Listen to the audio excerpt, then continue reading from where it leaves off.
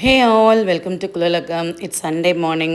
இந்த 1 வீக்காகவே கண்டினியூஸாக marriage function தான். காலையில் எந்திரிக்க வேண்டியது, கிளம்ப வேண்டியது, வரிசையாக ஃபங்க்ஷன் அட்டன் பண்ணிகிட்டே இருந்தோம். அண்ட் இன்றைக்கும் ஒரு ஃபங்க்ஷனுக்கு தான் கேரளா வரைக்கும் போயிருந்தோம். என்ன தான் வெயில் அடித்தாலும் அந்த கேரளாக்குள்ளே நுழைஞ்சிட்டோம் அப்படிங்கிற மாதிரி அந்த கிளைமேட்டே ரொம்ப சூப்பராக இருந்துச்சு. எங்கே பார்த்தாலும் தென்னை மரம் தான். லிட்ரலி எங்கள் ஊர் பக்கமும் இப்படி தான் இருக்கும். அண்ட் ஒரு 1.5 hours ட்ராவல் பண்ணி அட்லாஸ்ட் மண்டபம் ரீச் ஆயாச்சு. கண்டினியூஸாக போயிட்டுருக்கனாலே என்னவோ தம்பி அந்த மண்டபத்தெல்லாம் பார்த்தாலே உள்ளே வர மாட்டேன்னு ஒரே அழுக. அண்ட் நம்ம எவ்வளோ தான் வளர்த்தாலும் பசங்களுக்கு அப்பா தான் செல்ல மாட்டிருக்கு. அவங்க அப்பா மேலே படுத்துட்டேன்னு எப்படி தள்ளி விட்றாரு பார்த்தீங்களா? அண்ட் அவரை ரொம்ப கெஞ்சி கூத்தாடி ஒரு வழியாக மண்டபத்துக்குள்ளே கூட்டிகிட்டு போயாச்சு.